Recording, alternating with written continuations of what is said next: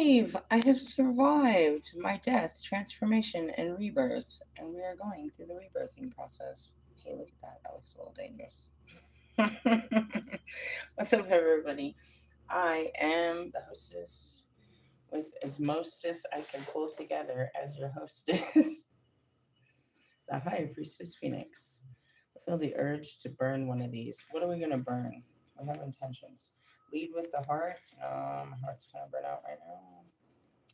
Find your path. That's what we need. We need to find our path. Dude, he said it again. It's like, oh. Anyways, I am the High Priestess Phoenix. I am your spiritual healer, teacher, shaman, seer, oracle, lightworker. I'm going to help us find our path. Lightworker, starseed. What are we burning? Toasted coconut and citron. Dude, that's why I was going to light this candle. I was like, dude, this candle smells like fucking deliciousness. We just need some goodies. Really, I'm gonna light this candle too. What's this candle? Caramel. Makes the room smell all caramelicious. Really, I fell asleep with it the other day. Went straight to sleep there. That motherfucker was lit for a good hour. Really? Yeah. It's like, are you safe? Well, I left it safely at the altar. Does that count? With all this shit? You put a lot of faith in God. I sure do. I am your shaman, seer, oracle, lightworker. I consider these magic wands for real. You put your intentions on it, you blow it into the smoke, and away we go. We need our path. Really, I'm lost. Do you know where you're going with your life? No, I really don't. Where's my thingy? See, I told you I'm lost. Give me a second. I know where it is. Really? Yeah, I do. I can tell you what happened, but it's a long story that I'll just use breath and we don't use it.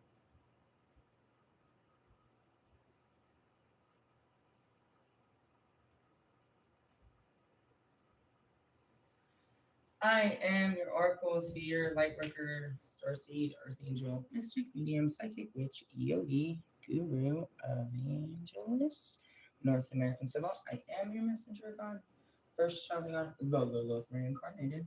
In order to keep up with me, you gotta see what I post on my community page, my latest live video, anything in my shorts.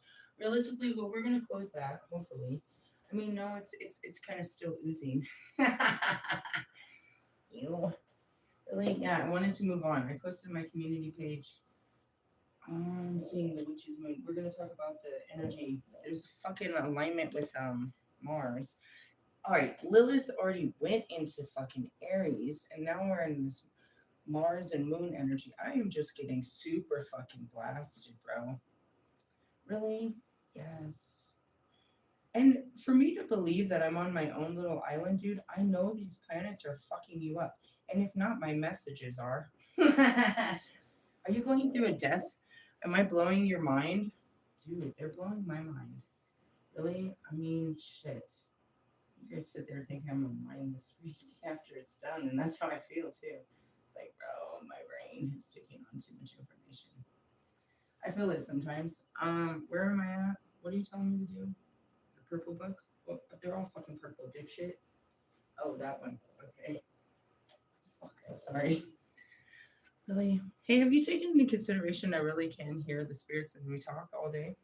Do you think I'm really talking to myself? I listen to myself. You hear those conversations. Those are pretty useless, don't you think? Really? Well, let's get into it. We've got a full moon coming up, and that's why I'm sleeping during the day. I told you they'll put me on these weird schedules so that I can fucking fry under the moon all night. Like I'm a fucking 20-year-old girl on fucking cocaine. I literally can remember this one that I'm like talking to Allie. I'm like, Allie, they won't let me go inside. It's like fucking 3 o'clock in the morning. Do you know what kind of weird shit happens between those hours? When you're not doing drugs or alcohol and you're literally just in a state of praise? The shit you see, bro. Don't open your eyes. And then they're so fucking lively. And that's the Lilith, right? The creatures of the night. They come up to me. I saw a man squat and pee one time. I've seen some shit, bro. Fuck, really? I'm not scared of them. Oh man, things that happen at night. Really? Oh Jesus Christ! Oh God! My daughter said something and it made me triggered about Wolfman so bad. And then he did a video right now. Oh my God. Really? Yes. What happened? She's like, there's nothing sweet. I was like, dude, have you eaten? And I went to go grab it, and they totally ate the whole jar. I got this old school fucking peanut butter and jelly that's in a jar, the goober shit. I was like, dude, this shit is classic. This is like munchy material, right? So I grabbed it, and I haven't made a sandwich out of it yet. And I go, and she's like, yeah, I've been eating it by the spoonful. I swear to God, I used to watch her dad do this weird shit. On God, I used to watch him do it. He would mix that shit together in a fucking bowl and eat it, dude. I was like, geez, how is this happening? Really? I'm just sitting there quiet. Anyways, I was like, well, when I want something sweet, I do peanut butter and syrup. She's like, no, I love peanut butter and honey. I was like, I don't like honey. It's sticky. I was like, there's people that put it on shit. I watched Wolfman put it on. She's all, that's a kink, you know? And I was like, oh my God, I know. He talks about it in his video about dripping it all over people. Are you the one licking it off? I don't like sticky stuff. Really? Gosh. You creep me out, guy. Really? As much as I creep everybody else out and I make them cringe, I swear you have that same effect on me. I'm like super cringe all the time. Oh God. Really? Ever since I met you, you made me blush and cringe. I'm like, oh, I can't. It's funny shit. And it's pushing it to the surface because we have Mars aligning. Mars is the ruler of Aries and motherfucking Scorpio. And Scorpio, as much as I tried to dig him in the dirt, I really tried to put him in the dirt like 2 weeks ago. I always do because I subconsciously know it's time. We got to dig this guy we got to bury this guy. Fucking shit. Only to find out there's a whole Scorpio moon that's calling to him. Oh my God. Really? I'm in a state of absolute chaos. Welcome to my chaotic world. Hi. I am the Lilith reincarnated. I am going through multiple timelines to ascend in this lifetime and teaching everyone the ascension path as I go through this maddening event. Right now, we're going to check into the. Right now, I'm going to turn the heater off because I'm seriously dying in the pits of hell. God, get out of my face with that.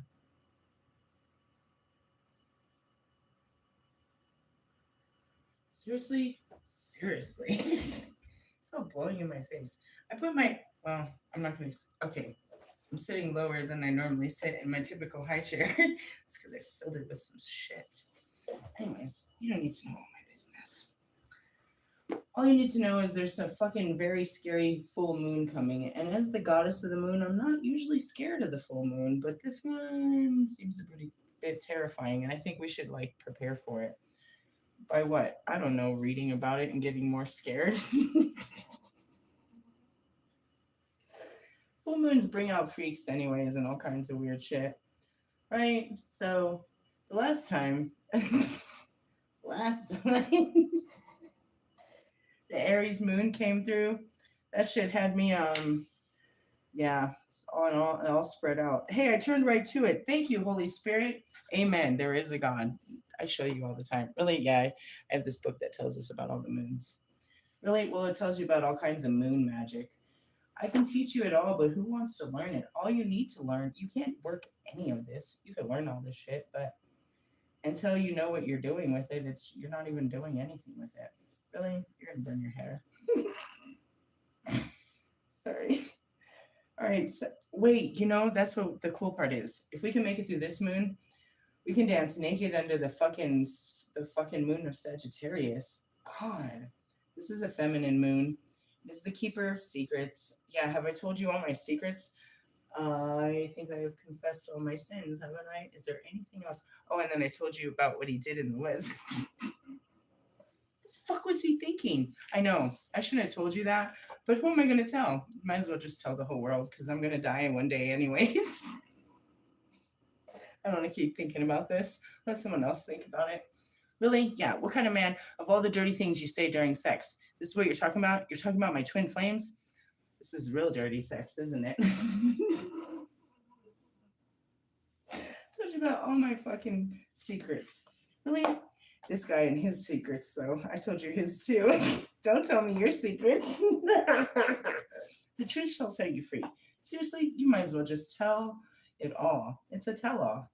Really, people sell those stories, but just left to scare people in the middle of the night. Oh, God. Really? Should I put a picture of, the devil so you can see what a Scorpio looks like? He's actually represented in the tarot as the death card. Aries thinks he's an emperor. I'm waiting to see this. And I mean, all right. All right. God, you got me. It took forever, but you got me. I kept saying, you're not a fucking emperor. You're not a fucking emperor. You are an emperor. Mostly a reverse emperor, but you do fit the definition. I'll give it to you. I won. You got me. You don't got me on all fours, but you got me. Really? Yeah, it's also supposed to be the fucking first card and the last, really, if you think about it. Sort of, right? No, not at all. It's the first of the masculinity in all of it, if you think about it. Because the Fool card is the Aries card. It's never a Sagittarius or a Leo. It never ever is. Really? They associate the fucking Tower card with Scorpio too. Why? Because it's those death, transformation, and fuck your life subs. Do you have a Scorpio in your life? Oh, don't get one. Unless God puts one in you, you should probably. Unless He puts one in you. Check your chart. That was a good, stupid God joke. All right, let me move on to this. Really? I'm in danger. Really? The energy is calling in this sexual predator. And if he isn't, I know for a fact my higher self is. Really? And then there's my higher self and God calling in this sexual predator. And I'm sitting there ready to have sex in the woods. This is a fucking rape scene waiting to happen, written in the time of God. Really? I'm just saying. That's what I was like, no, what the fuck are you doing? That's what I was like, wait, don't do this. Do you know what you're doing? Maybe you shouldn't do this. If you build it, they will come. CUM? Oh no, see you later.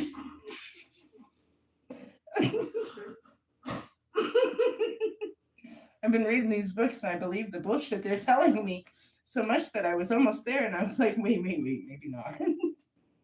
Maybe not this year, maybe next year. This happens every year.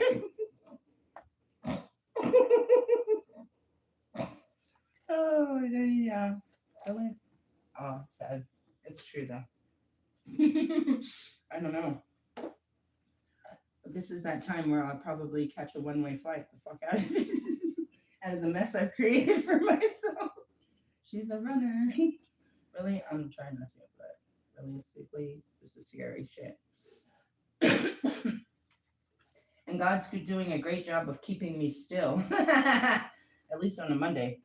Let me out of here tomorrow. All right. Anyways, the Keeper of Secrets and a good time to try and unlock occult wisdom through divination and ritual.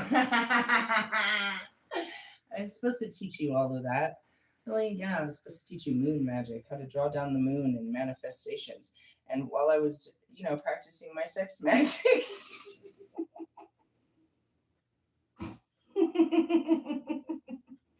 The horned god of the night. Oh, God. When you say it out loud, it sounds really unbelievable, but I've seen this shit work before in my life.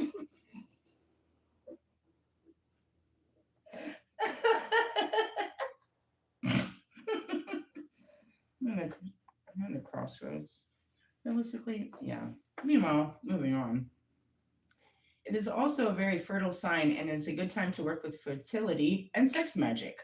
Matters pertaining okay, all right.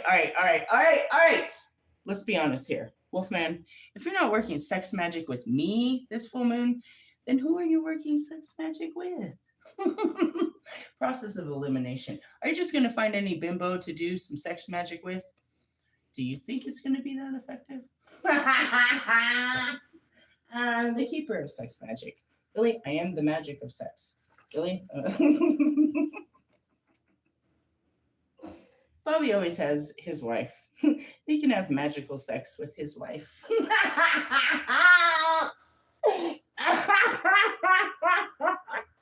Then we have our chronic masturbators that can practice sex magic on themselves. Russ can fuck the shit out of his girl. He just.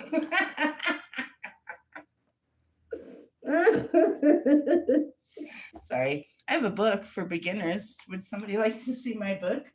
Hey, maybe it's time to pull that book out. I bought it in the beginning because I thought I was going to have a sexual partner with this Scorpio, but he really just didn't, That's what I said. If you were going to be nothing more than a booty call, at least pick up the fucking phone. Realistically, he knows what time it is. It's full moon time.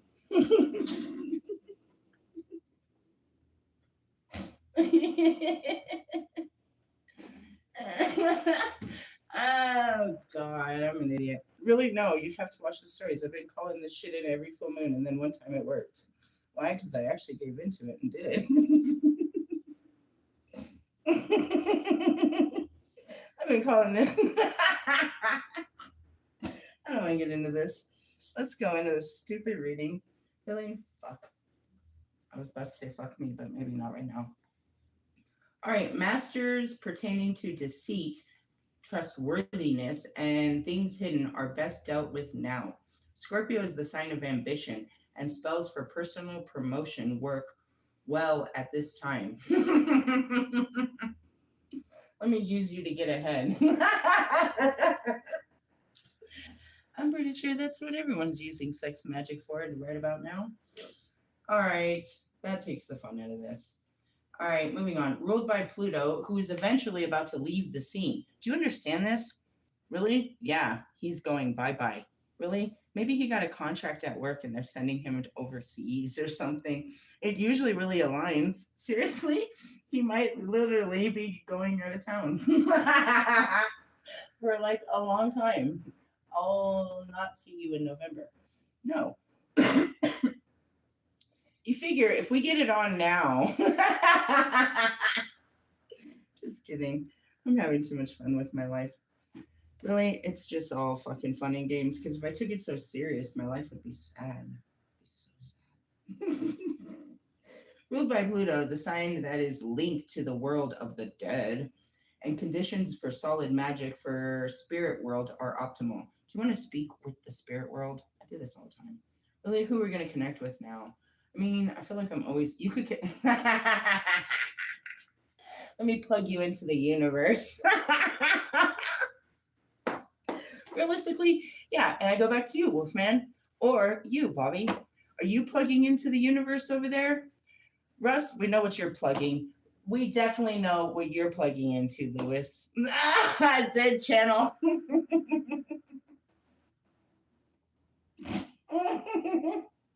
You might as well plug into the wall. I'm dead. I am dead. Realistically, this is too much fun.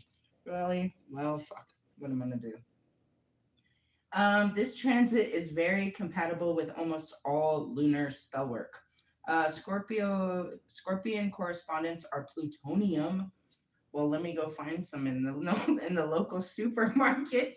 They'd be having me asking in the stores for shit that's absolutely toxic, illegal, and banned from our country.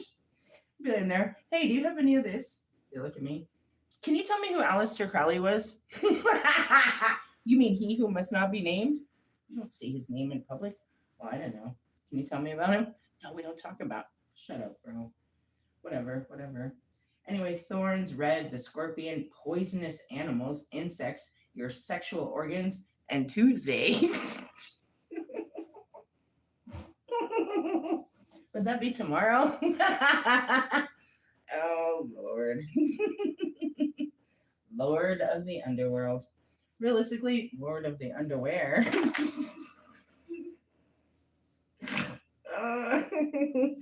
What is it? It's all that creativity from the sexual organs, which is called your sacral chakra. Really, we got really creative with this. Let's keep moving on.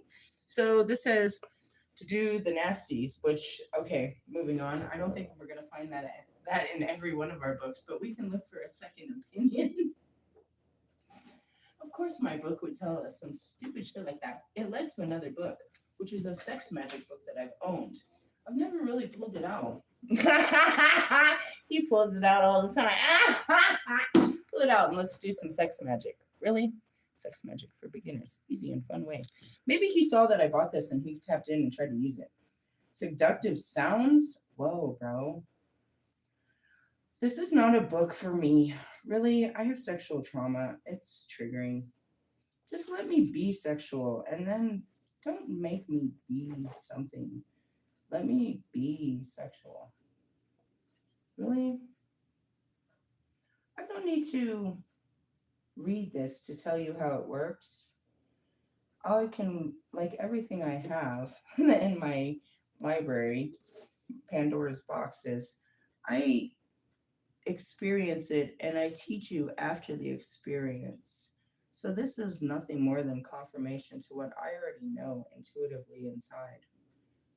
That was a good answer. Really, I don't need to practice somebody else's teachings because their teachings ultimately come from I, who is me. I am the creative sexual force. If God had a form in any form, it would be I, the sexual organs, because that's what it is. His reproductive system. That's I in the female form. That's God in the female form. God put his reproductive system in the female form. Really? His nurturing, his loving, his life giving force is in the female form. Now, he did allow men to have the female energy where they can tap into it themselves and give birth to new ideas and creations and worlds and structures and ways of life and beauty, just like we can. But only through them too, they give birth. It's through them that I give birth. Really? Unless God comes in, which is always plan B. Plan I can't get the D.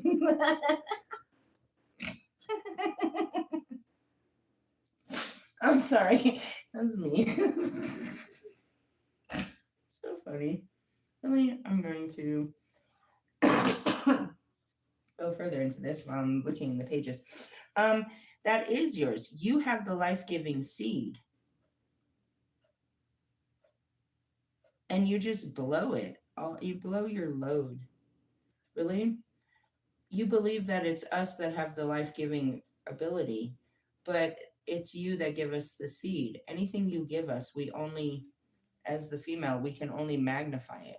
So when you're not I don't know how to explain this. It's not just about the making of the baby between the sperm and the egg, but it's the power of two that create the three, which is the Trinity.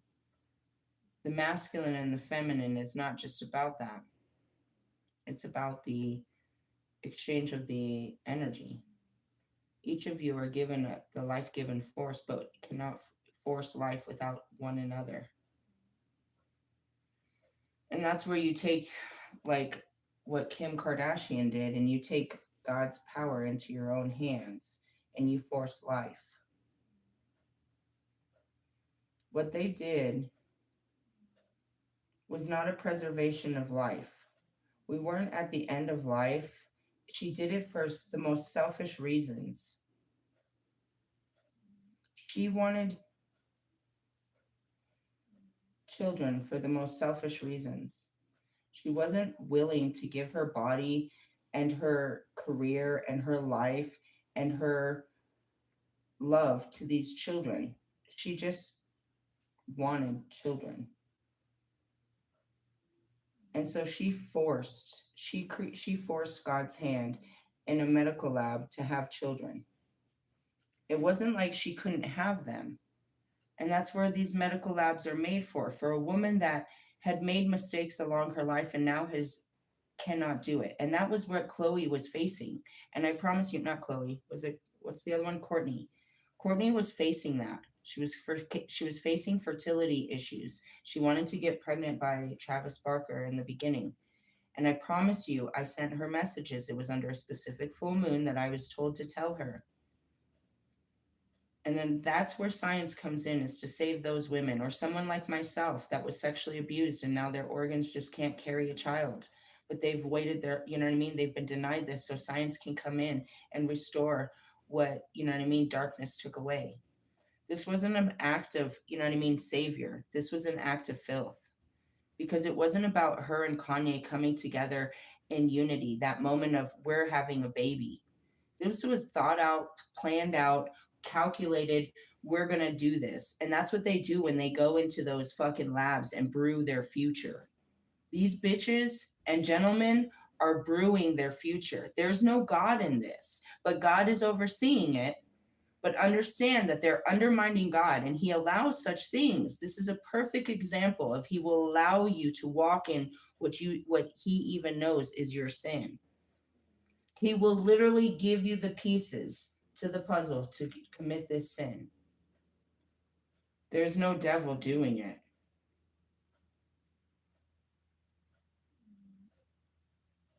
She didn't get pregnant to bring their, to, maybe she did to trap Kanye, you know, just as he had fucking manifested in that song, but she didn't do it to become a mother. And, you know, babies usually are absolutely not fucking planned until you get to that place where you make a decision. Is this okay? You have to ask, I suppose, is that's okay? And then it becomes a planning situation. But it's not planned, not typically. And that's something that you go into together. And it's, you know, you form the idea of, okay, we're going to do this. And that's it. And that wasn't her situation. Realistically, no. And because the children weren't made in love, they literally lack love. But they have to be, you know what I mean, little soldiers to, you know what I mean, not need that growing up. But what child doesn't need that? And there's six of them. While she's out there fucking getting her fucking picture taken with Lewis in the fucking beaches, where are her fucking children? She's in London. She's here. She's there. Her daughter's somewhere else, and she's performing with fucking Kanye in fucking Mexico at 12 o'clock at night. And where's the kids, bro? Where's the kids, bro? Where's the kids?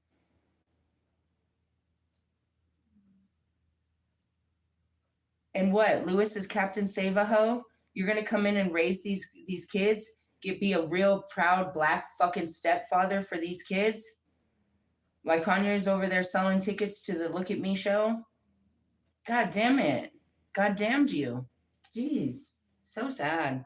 Isn't it though? Fuck. And every girl wants to be like him.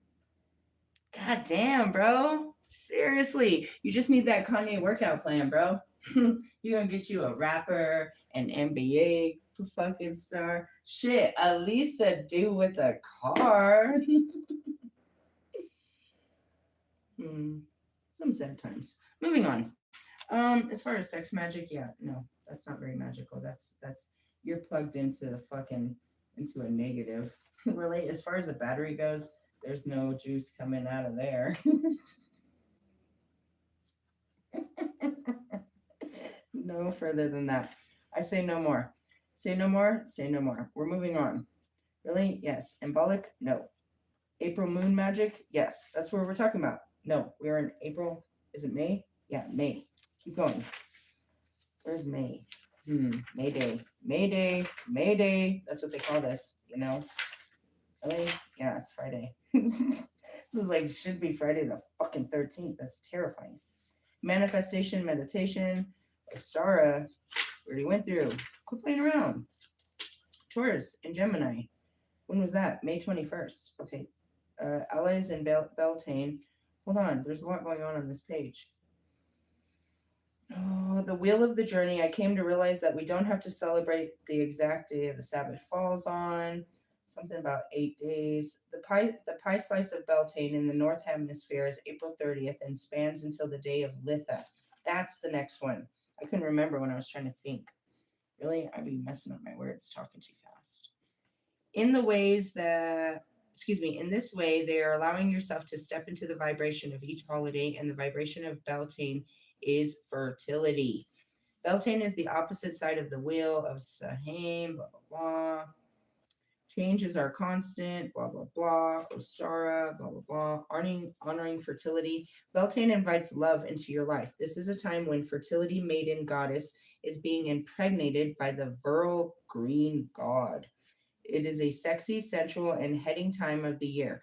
Dancing, feasting, laughing, playing, and being outdoors are all great ways to celebrate fertility in your own life. Allow yourself to begin to open up like the flowers around you. All right, Taurus and Gemini. How did it jump all the way? Really? Taurus season from April 20th to May 20th, and Gemini season goes from May 21st until Litha. Taurus season is a great time to enjoy beauty, Venus, the planet of love, blah, blah, blah. We did read this. Allies of Beltane. Following the list of different, yeah, move on. Crystals, plants, deities. We already went through all of them.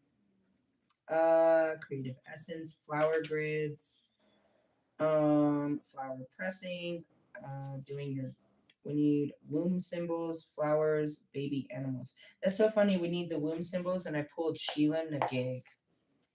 Really? Mm-hmm. It wasn't just off subject.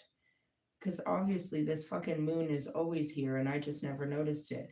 Again, I'm pattern recognition. Jeez, I'm always paying attention to patterns. So if this is predicted, then that means obviously I just haven't noticed that every fucking Scorpio full moon lands under Beltane. That's dangerous. Danger. Get on the floor. Moving on. Conclusion. Allow yourself to meander, blah, blah, blah. Observing Beltane and the full moon. Here we go. Beltane and the ancient Celtic Fire Festival kicks off on May 1st. But this year, we've got, yeah, we read about this. I remember, it was not good. The full moon is a perfect for love magic, but not just the fluffy heart and flowers kind. We're talking about deep, soul stirring stuff. Light some candles, draw a bath infused with rose petals, mugwort. Yeah, see, there's the mugwort again. With some pleasure. Dude, I don't know. Do you want to like trip on some mugwort? This guy showed up with actual mushrooms. I have mushrooms if you needed to, but we only use that for intense shadow work when the feelings are just too harsh. I don't use it to trip. I use it to calm down when I'm tripping. Really? Yeah. I don't know why he did that. Honestly, I don't know. Maybe he thought because I did for a long time. But I never did that shit recreationally. I was doing it medicinally. Truthfully, yeah. And I still have some. I carry them. Really? Yeah. I think they're in my herb bag.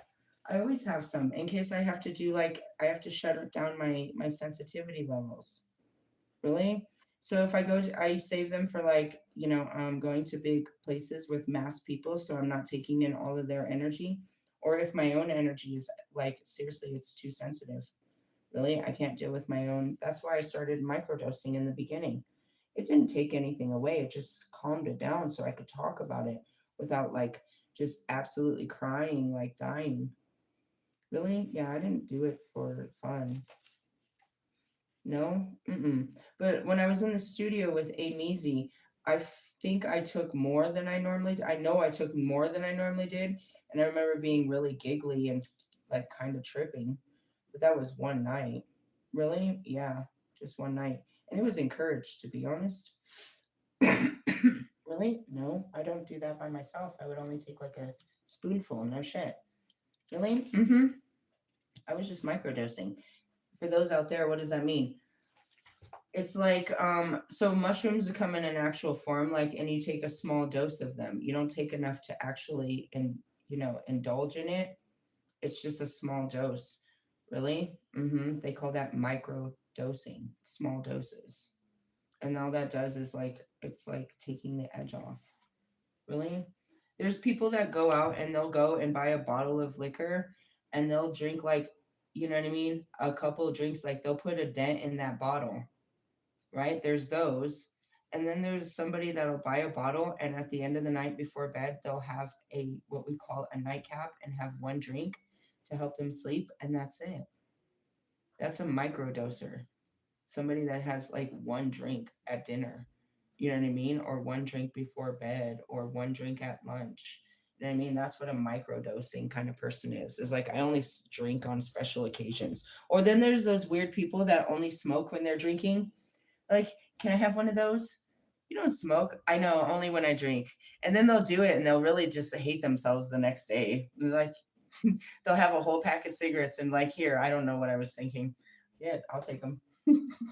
Really? Yeah. They'll feel bad about bumming one or two off of you. So then you'll go to the store and they'll buy a whole pack. And then they're like not smokers. I've seen so many of those in my life. Really, they don't smoke cigarettes. I think Wolfman's one of them. I've seen him with a cigarette, like in a couple of pictures, but he's not a cigarette smoker. He's probably like, oh, I can't believe I did that. Is that the only thing you regret after a long night? You're standing there on the corner with a cigarette in your underwear in the streets of some foreign country, looking like you got fucked 3 different ways from Sunday. She got you, didn't she? That was a good one. Never been in those shoes before. I'm usually the doer. Come here, let me do you. You're gonna love this. 177. Moving on. Pluto retrograde. No, where were we? We were talking about the stupid shit on full moon. Don't be afraid to explore those shadowy corners of your desires. Even if I'm like running from the idea because it sounds a little scary, it's still, it doesn't matter. The energy's coming whether I'm ready for it or not. I'm just trying to prepare myself for Pluto retrograde. May 6th. Let's see. It's a great time to journal and dive into your bullshit shadow work. We already read all this. None of this is very new or useful. Well, I mean, not really. Just me pouring out fucking funness. Was any of that really? I'm looking at all my books. I'm like, do I need to go any further on this as far as this full moon? Is there anything more that we need to know other than it's a get it on moon?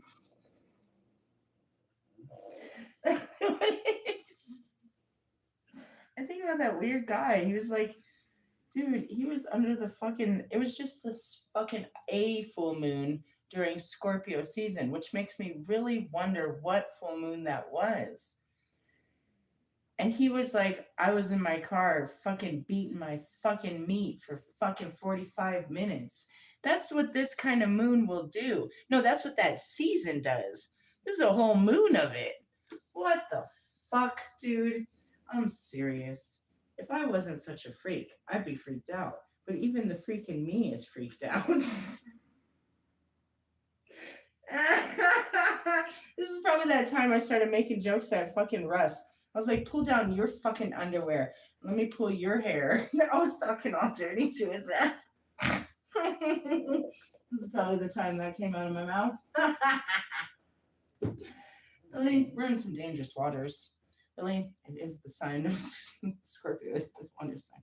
Let's just check the tarot and see what we can do for tomorrow. I don't know. It said to watch out for Tuesday. Tuesday is ruled by Mars, so it's just confirmation of what I already know. Really, what do I got to do? I got to do the appointment I didn't do today. Yeah, let's check these ones because they never have a reverse aspect. Let's check the planetary. Really, I'm going for planetary leadership here, people. These are what I call the Metatron cards. Really? No, you can't have these ones, Wolfman. You're going to have to buy your own. You're so King of Pentacles about it. Realistically, you don't even need these. Doing love readings, for God's sakes. Everyone always asks me, though, you could be very profitable. They're always asking me for fucking love readings. I really did. I made an oath not to pull cards on people when I first started pulling cards. And in the oath, it was that I wouldn't pull cards on people and people couldn't pull cards on me. But I'm part of collective energy, and if you see, I'm absolutely ruled by it. So you don't really have to look at me individually. Just look at the cards collectively and see what's pushing all of us. And I'm usually the one that gives into it. I'm the only one that fulfills that bullshit. Oh, as a card falls to the ground. Ooh, and it's head down. Let's see what it is. What's behind door number 1? The Six of Pentacles. I think that's the bounty card. The quicker picker upper. Shut up. Holy spirits are hilarious. Really, I don't have a brain of my own. I told you this. And when I do, it's just filled with tragedy and sorrow. Six of Pentacles. Let's find out what that means. I went to the Ten of Swords, which is called the Death Star. How about let's not go to the Death Star?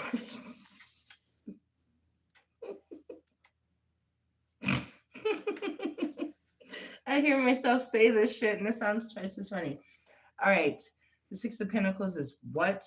I need reading glasses.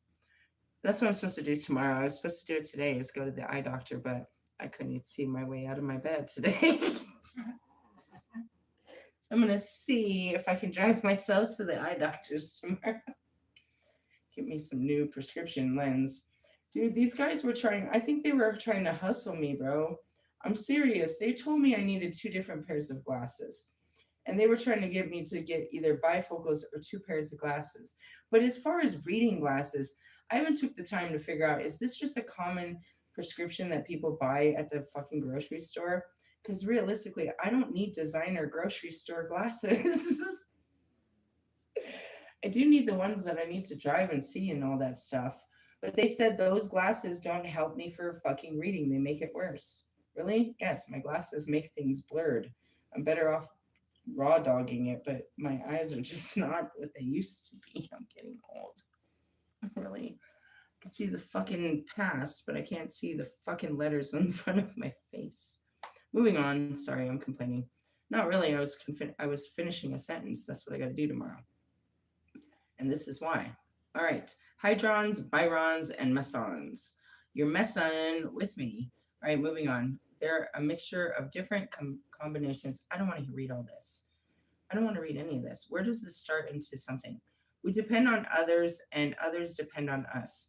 In the Six of Pentacles, the sixth energy, dude, you guys, this is so hard to read, is harmony and manifesting in, no, that's not true. Yeah. The sixth energy of harmony is manifested in the material world as giving and receiving. In this card, the philanthropist, the card of the philanthropist, but also the person in need. Balance is maintained by those who have more than enough being willing to pass on the wealth, and by those who need more being open to receive.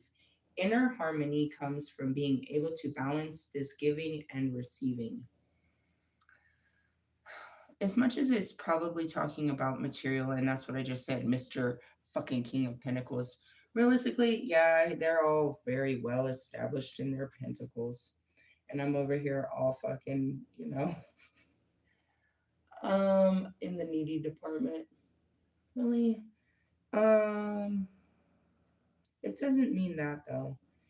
It's talking about the balance of power, of energy, of expertise, of wealth, of resources, of love. It's all about balance, right? And the equal give and take.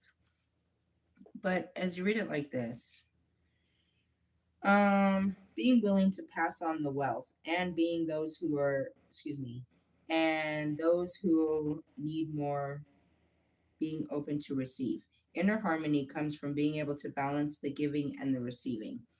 I'm dealing with something like this, not in the real world, but it is. It's like being able to give into Wolfman, and this situation is allowing myself to receive something in return.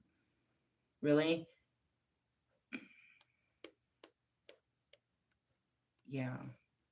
God has always shown me that this submission is not a submission of power, but it's an actual act of leadership and puts me in a higher standing of power. By submitting this power, and it's not so much in the person, but it's trusting God. By submitting to this, is the initiation into more power. It's not giving it away, because that's the flow. The more you give, the more you receive. So by giving him a place of authority, it rises my authority. And I said that since the beginning. Until I give this place of position to someone, I can't get to my place because I'm holding two places at once. Really? But I've done well. But it's time to for someone else to hold this with me because I can't hold it by myself anymore. And as God said since the beginning of my entire journey, I was never meant to hold it all by myself, and I don't have to anymore. Really? Yeah.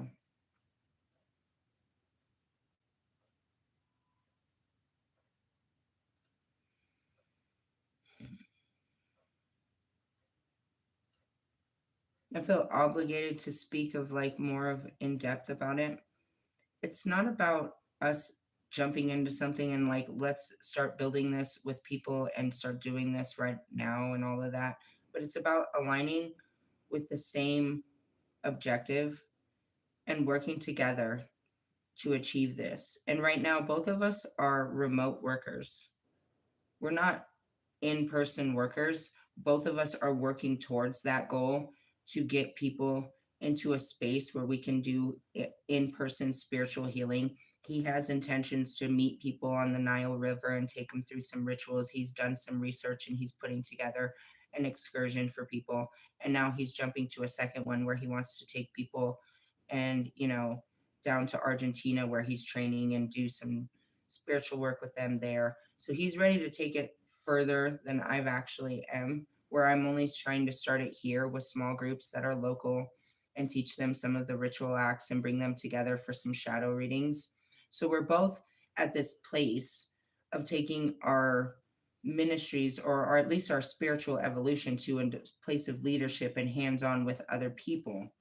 And maybe he's had more hands-on because he already did, or maybe not, but we're still, both of us are pushing towards similar objectives, and God's trying to push us together to work towards the same objective and have, you know what I mean, his strengths and my strengths make this more compatible.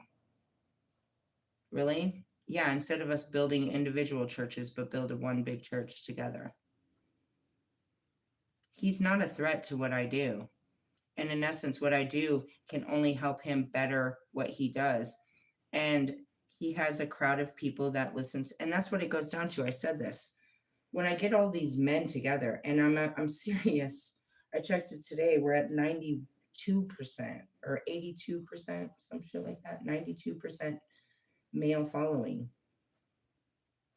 I can't stand in front of all these men, and you know what I mean, as well as without having a man figure there with me, you know what I mean, to help direct this conversation. No more than when he's getting all loud and crazy and trying to deliver certain messages to the ladies. And that's where it's like we soften each other's, you know what I mean, the edges. Or I guess you could say sharpen them in one way or another. I see this fully as a spiritual enterprise because anything more kind of fucks up, it makes me fearful. But I'm not going to deny the obvious attraction and possibility for something quite more. But anytime I try to look in that direction, I just get freaked out. So I'm just trying to keep my eye on something solid, something that doesn't scare me, something that I see absolute success and possibility. That's where I keep it because God has shown me that and I've seen it and I see the workings and I see the potential and I don't see limitations. I don't see barriers to where this wouldn't. He just needs some teaching and he seems to take it in and actually listen to it and tries to apply it. And with any coaching, you just have to keep, you know what I mean, redirecting them when they slip off. It's like, hey, don't forget. You know what I mean? Don't forget. Just reminders, simple reminders, not full constructive criticism, but you know what I mean? Guidance and nurturing through the way of, you know what I mean? Critiquing him along the way to a better, being a better spiritual healer and teacher. Because that's what he's trying to obtain. He's trying to obtain the statuses of what I already have. And God wants me to take and use my teachings to elevate his status to where he can be more effective on his own in his own enterprise. And that in itself will help us come up, you know, we can come up collectively with some ideas to help my enterprise too. And we can come together and bring these together at a later time and space. Really? Yeah.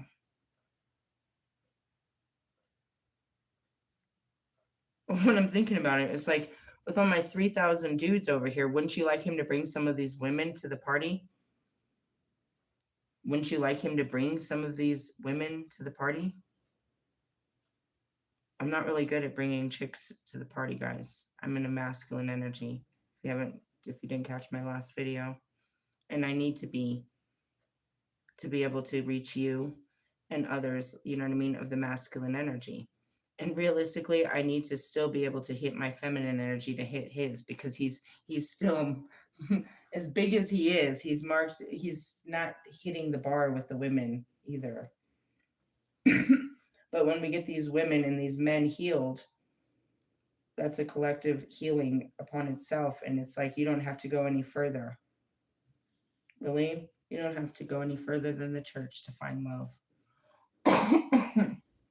Because you're in a place of people that are in the same state of mind and the same state of being as you.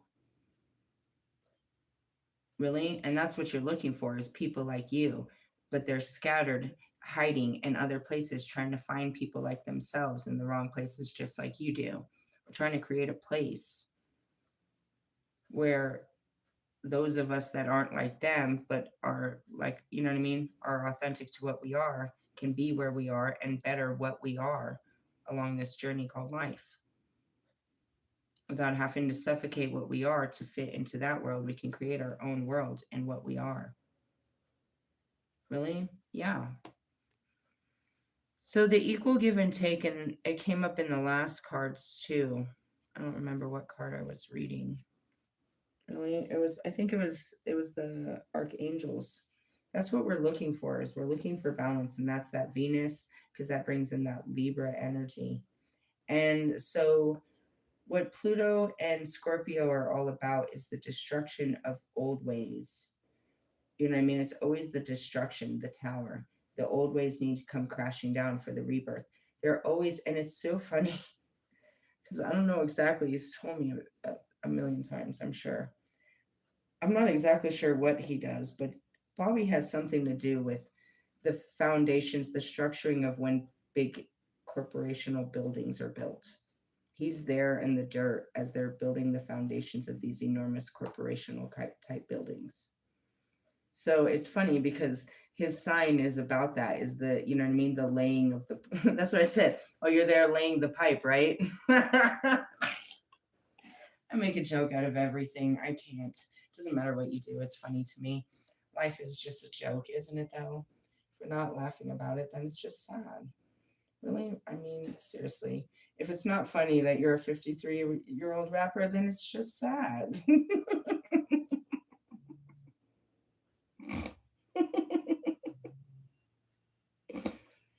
Oh, sorry. Going back to that. So shit. It's about acknowledging, you know, balancing out these relationships. When I look at the whole Bobby situation, how was it really that unbalanced? No, it was just traumatizing, I think. If I go back and I take off all of the feelings and I just look at it from the back, you know what I mean, from outside of my own feelings of what I felt while it was happening,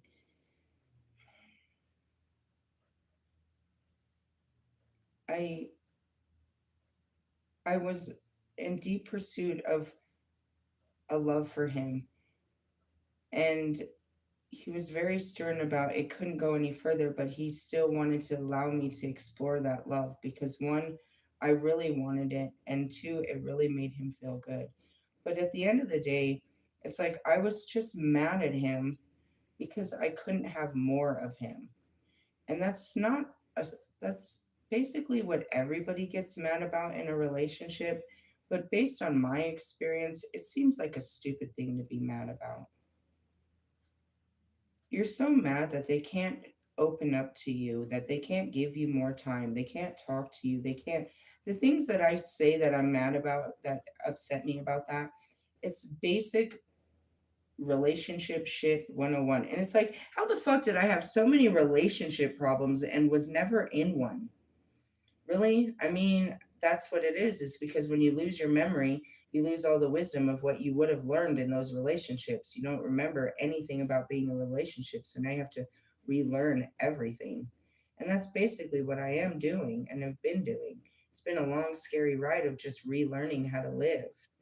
And so I try to go out and live in this new way of life. And as I try to approach it, some old pattern of the way I used to live will come in, astonish me, and I'll have to fight this old way or of what I used to think or how I acted or what I my approach to life would stand in my way, and I'd have to stop this, get all burnt out on it, and try to pick myself up and still go towards life again, only to take a couple steps forward and get hit by another roadblock, which was a past way of life.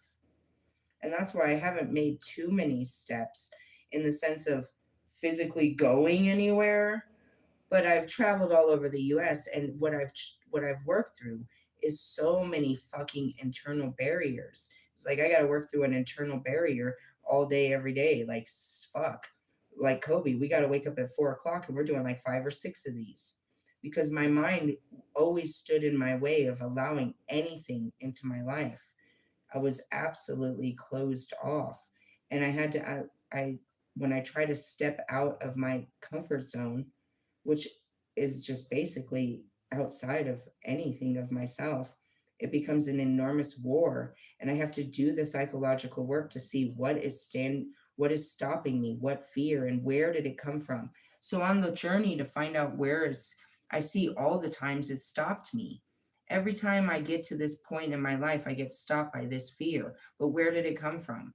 And it'll take me back to another time. Yeah, but where did it come from? And I'm just realizing this pattern, how this always happens. So I become aware of it and I try to work at it. But then a couple weeks down the line, here comes that same pattern. And it's my job. I can either recognize it again, but I've only recognized it the first time. So I can either recognize it hopefully right away or it plays out again. And then maybe by the third time I can catch it, but maybe I can't. These are literally unconscious behaviors where a part of my brain is like, this is how you do it. This is what we do when this happens. When somebody says this is how we act. When somebody does this is how I act. This is what I say. And in the middle of my actions and what I'm saying, I don't. I might, but I don't fully stop myself because I need to allow myself to do this so I can see what the fuck am I doing right now? And it's astonishing to anyone on the other side because you've been dealing with me in a certain way. And this outburst comes in, and you're seeing something you've never seen before of me. And so am I. But this is an old part of me that you would have never known because it hasn't been alive, but it really was a part of me. And we're both witnessing it in real time, the first time ever. And as much as you're scared of it, I'm about to be extremely ashamed, and I've got to deal with this. And that's usually what happens. I will run away with that.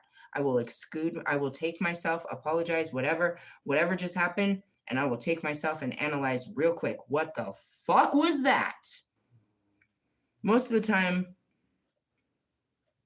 I'm just ashamed of whatever it was. But as I do the work and I understand why I just bursted out on this person, I understand what led up to it. And I see that I've done this before many times, and this is what causes it. And it's not necessarily a bad thing. Maybe next time I shouldn't say just that. And that's where it is I become aware of these patterns. But I don't know it's a pattern until it just turns on. And that's what it is I'm fine and then something turns on. And I'm like, oh shit. And that's the personality disorder. It's still in there. There's still a disorder in my personality where it comes back, these patterns of how I used to put on these masks or behaviors, behavior traits. So it's part of, you know what I mean, the personality. Really? And they're not something I know I do, but if I sit with it, I can work through it and see through time that this is something I do and I've been known to do this and I can see that I've done this before. But in the moment, no, I didn't know I was going to do that.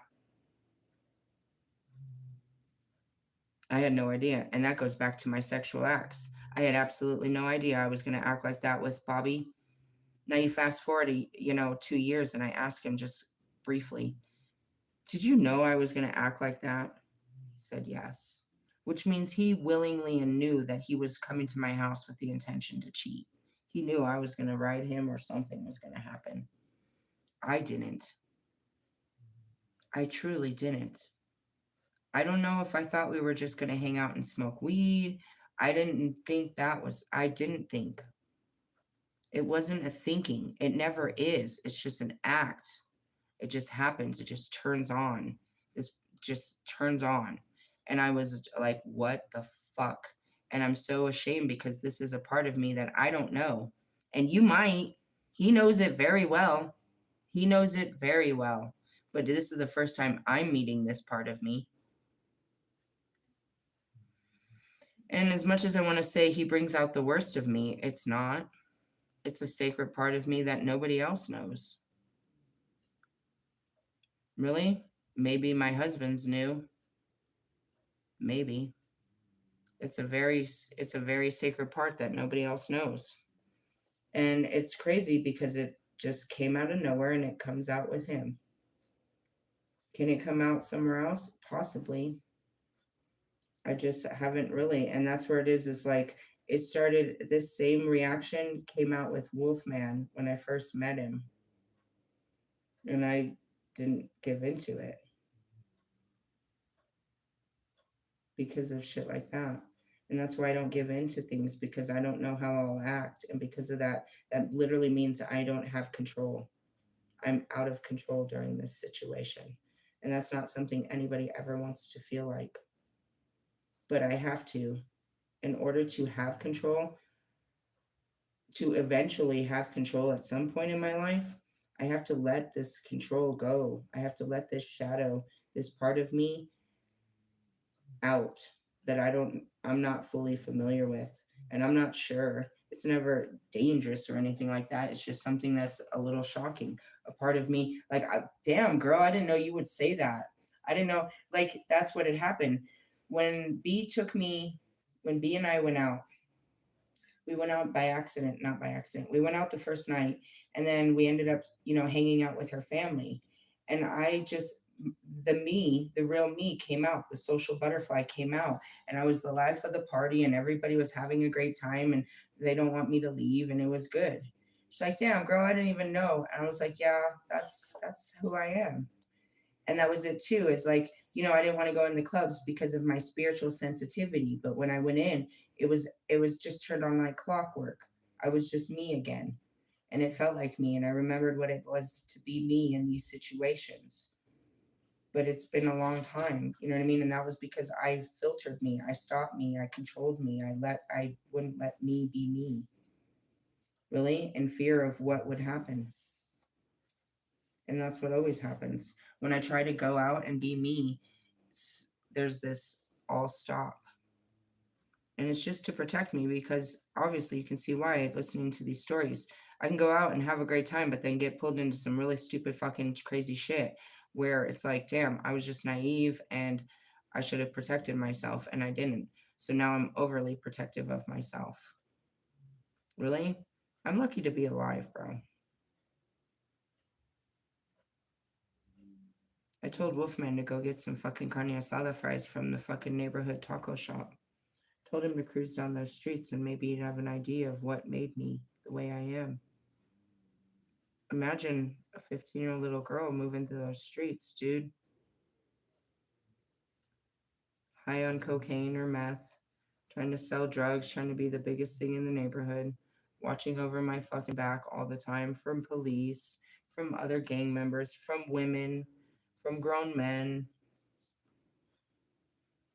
moving through those streets, then, you know what I mean, trying to make money, then trying to dip out before the sun, crossing the fucking TJ border, 2, 3, 4 o'clock in the morning, hitting the clubs, having a couple drinks, fucking sitting around just wasting money in TJ, buying tacos, living large with the kids, going to the beaches, swap meets, buying furniture, clothes, music, partying. When we run out of money, we'd go back over there, do it again, cruise through the streets, find us some driver that we could give a bag to, and just go sell drugs to grown people. That's what I was doing as a child. Just sitting there watching that this was a world I'd never seen before. Just watching how it worked, taking it all in, learning how it worked, what an 8 ball was, what a teener was, where to put the dope, what people do when they get high, how they get high. Watching all this, bro. Watching it, learning how they could bring it, how dude in Mexico, watching them smoke dope out of light bulbs was the trippiest shit I've ever seen in my. That was pretty trippy. Really, that's what they do in Mexico. And then came the heroin addicts. I had heard about them. I'd seen movies like Pulp Fiction. I really seen that shit, bro. They were kids. They were younger than me. I was 17, 18. Chino was 14. Chino was the heroin connect. And he was also doing it himself. 14. We were all staying in a hotel right there off a university across from another taco shop. A bunch of us teenagers with grown people, old retired veterans that were, you know what I mean, dope fiends. And we'd sell out of these people's houses called trap houses all across towns. Grown ass people in their 30s, 40s, 50s, dope fiends. We could post up in their house and they knew all kinds of other dope fiends, and everybody, all the dope fiends would come over and we could just make lots of money. And they'd sit around telling us stories and, you know, making us rich and shit. And, you know, they'd send us home with, you know, give us rides. And they were nice older people, but they were fucking old people. We were selling dope to old people. It was a weird life. Really, that's what I learned as a teenager. By the time I was 19, 20, I wanted nothing to do with it. I'd seen everybody go to jail. I'd watched people. I myself went to jail and saw what that was about. But that was when I stopped. I swear. I was like, nah, I'm not doing this. If this is what it gets me, I'm not doing it. It's all fun and games until you're sitting in no penis cleanest. What is that? That's the women's detention facility in Santee. You do any crimes in San Diego or any of that, you go to the women's detention center. No penis, Los Colinas. Really? Yep. I spent a 4-day trip in there 2 different times in my life. I'm never, nah. And it was for the same shit because I didn't fucking take care of it the first time. I had a bench warrant because I didn't take care of it the first time. But because it was my first charge, it just went away. I learned my lesson, dude. I was lucky. I was lucky. And that's why they called me lucky, bro. I got my first charge with an 8 ball and I learned my fucking lesson. But at any time, I could have gone to fucking federal prison for the stupid shit we were doing, not just in San Diego, but when we learned about how it moved across the US and how it came across that border and shit. I seen and witnessed and was affiliated to shit that you only seen in movies. And that's how I grew up. I grew up a whole ass screw up. And it's crazy because, you know, my Coloradans, my the kids I grew up with, and I went to elementary and middle school, and we were supposed to go to high school. They still live in these fucking towns, and they are still, you know, what I mean, these fucking Bear Creek bastards, and these fucking Columbine assholes, and these fucking Arvada assholes, and they're still these people. They never fucking left the neighborhood. And it's like I come back a whole fucking warrior of the fucking streets, the fucking concrete jungles, dude. Seriously, I can eyeball a fucking bag and I can recognize anyone on some dope. Realistically, and those are not useful fucking habits at all. I had to unlearn all that shit and start over fresh. like what it took to fill out a job application. You know what I mean? How to fucking get a bank account. You know what I mean? Stop all that stupid shit. None of that was. I mean, fuck. Years of useless information, really, just survival information, if you ask me. So then, you can understand why rappers and their music that they were talking about, that street music, really talked to a way of life that I lived. But then I ran away from that life and I didn't really want to praise that life. And that music just brought up a way of life. You know, it's funny because I couldn't remember anything of San Diego, but it's the longer I thought of, him being there, I told him the streets. I told him what streets to drive down and what was on each corner. And the photographic memory sure came back. I can't remember my husband's, can't remember my children, can't remember shit. But then there's these times where it'll come back. But it's not the shit you want to remember. If I could force my memory, I'd remember good things, like my mother. The good times, not the bad ones. My family, if there was, the good times, not the bad ones. All you're left with, dude, is the bad shit. And unless you want to stay in a sad place for the rest of your life, you got to clear that shit out and lay it to rest, or you'll never get rest. In the beginning, it would just pour through. I had no memories, and then it was just nothing but terrible ones. And I had to just keep working through them, and that's how it became a process. And it is. I don't know where they come from, they just come. They just come. Sometimes it'll be so much I wish I never remembered anything. And it all started with Bobby. So I put a lot of blame on him. It's like, dude, you changed my life forever. But at the same time, it's like, you brought on everything that I was running from, but also gave me a reason to fight it. It's pretty epic. But as far as the equal give and take, I was only mad at him because of that, because I couldn't have more of him. And I knew that from the beginning. And I just kept expecting that somehow he was going to give me more.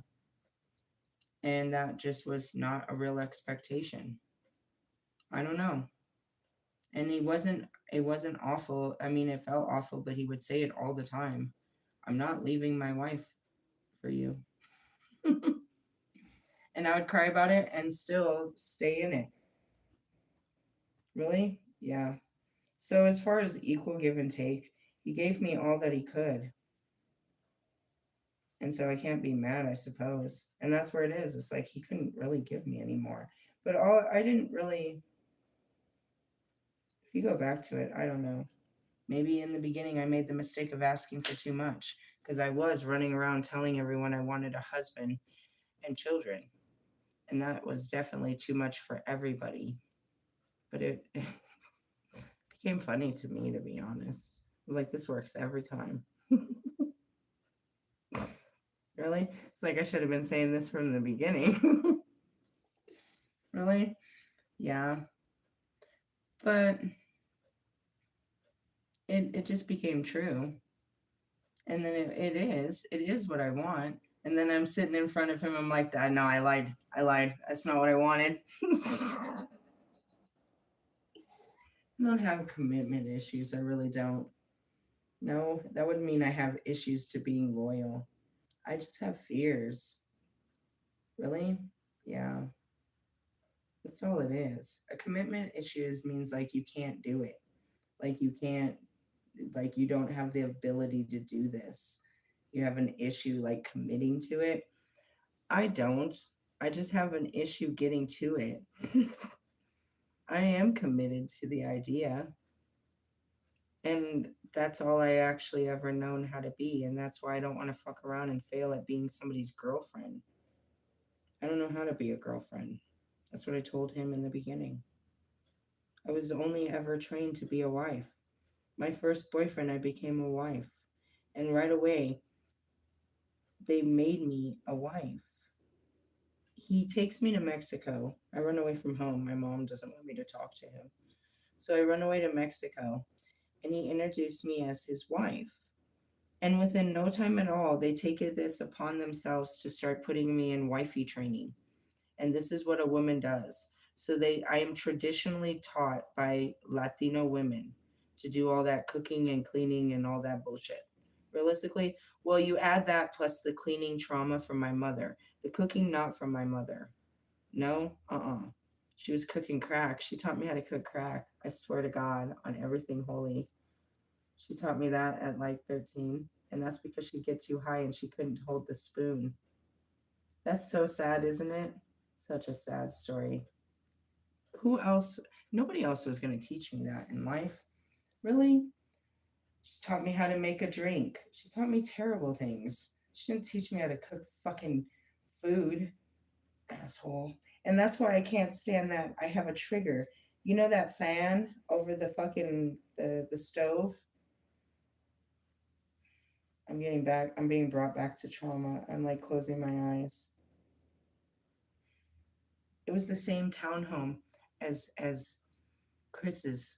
We had the same exact townhome, just over in another, like not even fucking a couple buildings over. When God moved me back into that neighborhood, I would come down the stairs and she'd have that light on, dude, and she'd yell at us, "Go back upstairs," before it became, you know what I mean? She brought us into it. And you always knew she was doing something because she'd have that fan on. She'd have the light. She was a crackhead, bro. She'd have the fucking light from the stove on and the fan, and she'd be smoking crack in the kitchen, blowing it in that fucking fan. So now the fan in the bathroom and the fan in the kitchen trigger. I can't stand that sound. I have to turn them on, but I hate that noise when it's running for too long. It brings up pain. It's a sound that brings up pain inside of me. Really? Yeah. But anyways, yeah, they taught me how to be a fucking wife. And my biggest failure was not being the best wife, I guess. I failed at that. Really? Well, their culture is you know what I mean, and that's most cultures is you're supposed to, you know what I mean? Yeah, don't even get me started on that culture. So that's what I was trained to do. I didn't have boyfriends after that. No, not really. Mm-mm. There was men that I slept with occasionally, like friends with benefit situations that happened, but there wasn't boyfriends. And then there was Christian, who became again a friend with a benefit, a guy that was one of my employees at my job, that we went on some business trips and I started sleeping with him, which I was like the last one ever given to one of those. We used to take these road trips, right? And we'd pack a bunch of people in a car and we would travel to all these places and we'd stay in hotels. And people would hook up all the time. They would like hook up, coworkers would hook up all the time. You'd find out that they were hooking up on their little trips. And that's why they would personally get in these. It's like, I'm going to go with this carload. And that's what they would do. And then it just kind of happened with me that I was hooking up with them. And it was a big tease. And that's a big thing too. The age difference was a lot of shame for me. I don't even know how I got past it, but it was definitely something I carried through the entire relationship and after. Was I was very ashamed of the age difference, but somehow I got past it. Really? Dude, he was 19 and I was like 27, 28. Really? Yeah. What the fuck was going on there? I don't know. It wasn't like every other fucking young guy in the office wasn't hollering at me while I was teaching lessons and hustling and making jokes and having fun with training classes. I don't know. I can't go back to exactly how it all happened, but it's some bullshit. And that's where I go back to it. I was like, look at what I had, bro. I had a 16-year-old and a 19-year-old. Ugh, what was wrong with me? I mean it, dude. I can't play victim in these stories, dude. It just doesn't work for me. I feel stupid. I don't feel like a victim. I feel like an idiot. Really? I mean, there's some of them. I when I'm a young child, yeah, but when I became an adult, I just oh god, I just was not a good adult. And then you go back to I was mentally ill, but that's not an excuse to me. I don't give myself that excuse. It never worked for me. Really? Because I didn't know I was mentally ill. When you're mentally ill, like you clearly are, I didn't know I was mentally ill. I thought I was fully in control and I was living I thought I knew what I was doing. Till I look back, I was like, geez, what the fuck were you doing? Really? Yeah, that should tell you everything you need to know right there. Why my marriages never worked and why I didn't need to be getting married. And yet I still had this burning desire to do it. And yet I knew better. You should never do that again. Never do that again. What's your story, Marshall? You did that once and then tried to do it again and it blew up in your face twice? Yeah, I feel that. At least you did to the same person later in time. I did it like, oh, Jesus Christ. Really? I just want to point out they got along with each other.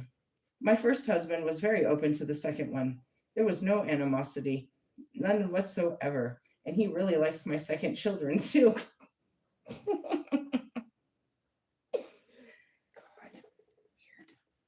I look back at it as like, what is the failure here? Me. I failed.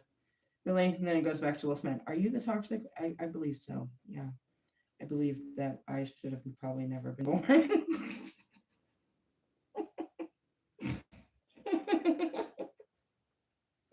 Really? You get past the blame game, bro. In the beginning, you blame everyone but yourself. And then you get to the point where you fucking totally blame yourself for everything that's ever gone wrong in your life. And then you realize you really didn't have any control and it was all God. And then you blame God for everything. And that's where you live where I do. It's like, fucking God, this is your fucking fault. What are you fucking doing? Really? I've surrendered. Seriously, when you realize that, you aren't in control, they have no control, they are completely out of control, you're out of control, the world is out of control, you surrender control. Really? Yeah. Pretty much. As far as equal give and take, what did we equally get? We equally got fucked. That's all it means. I wanted more. He didn't have more to give. Who cares? It didn't work. That's really what it is. That's a long story of, I wanted more and there wasn't more, and I overgave and didn't get nothing, didn't get what I wanted in return. Oh well. I asked men that couldn't give me more to give me more. In the end, am I really mad at them or just mad at myself for even doing all this? Lessons learned. Spiritual work in hand, please. Oh, there's a good one. The Eight of Pentacles. What's that one? Hard work, determination, something like that. Really, my memory is working lately. Let's keep it working. At least we didn't go too far. Really? No, we're just moving through the timelines. Galaxy formation. Really? Now let's see if I can read these letters. I don't know, dude. It's the lighting in my room. The Eight of Pentacles represents this notion of process, reminding us that things cannot be rushed. Traditionally, it shows the apprentice in his workshop perfecting his skills. That's what came to mind. I saw that picture in my head. Really? Yeah, that's what I saw. That's how I remembered the card. It's pictorial. You remember the pictures and the meaning behind the pictures, but they don't always have the same meaning. That's why we got to read it in the book too. You have a general understanding, but you don't really understand. We bring together all the abilities and apply them to creative challenge, gaining mastery in the material realm. And that's it. You take together everything you've learned and apply it in this world. What have I learned? I mean, at this point, I feel like I don't know anything. I feel like I know too much, and yet I know nothing. Really? That's what that talks about. Applying the knowledge and your hard work. Really, I can read this in another book, but we're just gonna keep going. What's the fucking outcome?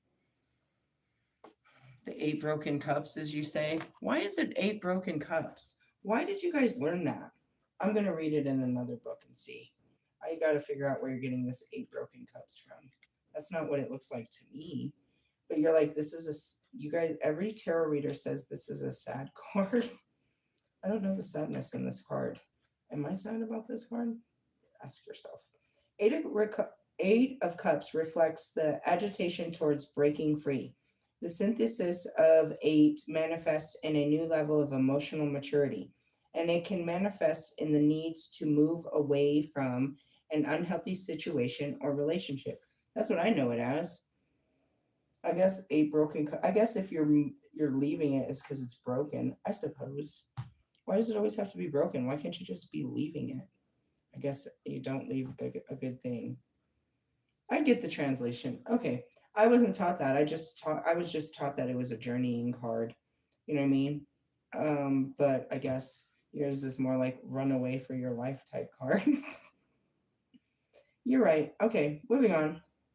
Really, as much as I teach tarot, I'm learning so much. All right, the pile of eight signals an old emotional baggage that we leave behind. Well, I guess the answer was in the book.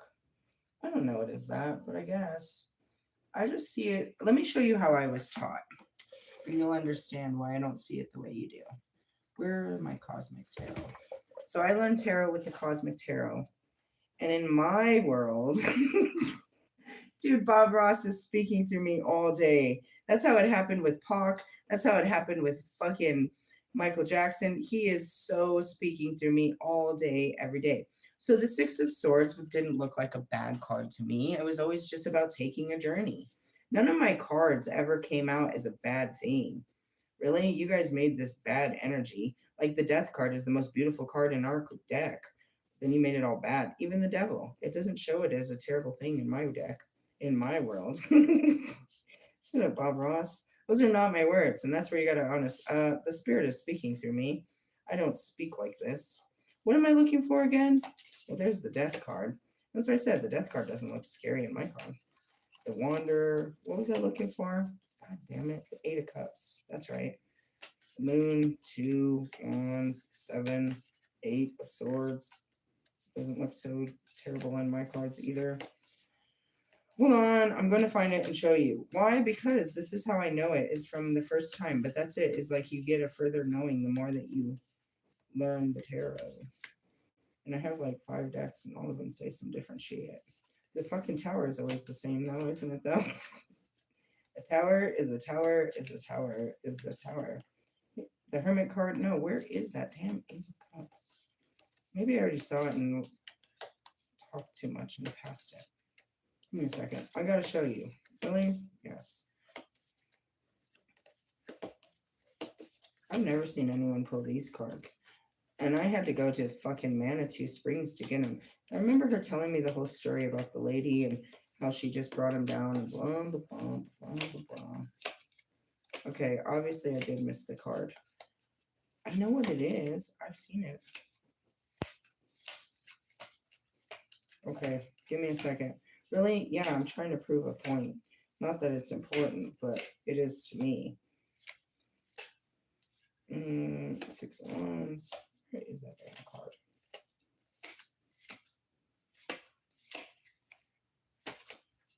Now I'm really looking hard at what they say. I was looking at the pictures. Now I'm reading them because I didn't see it.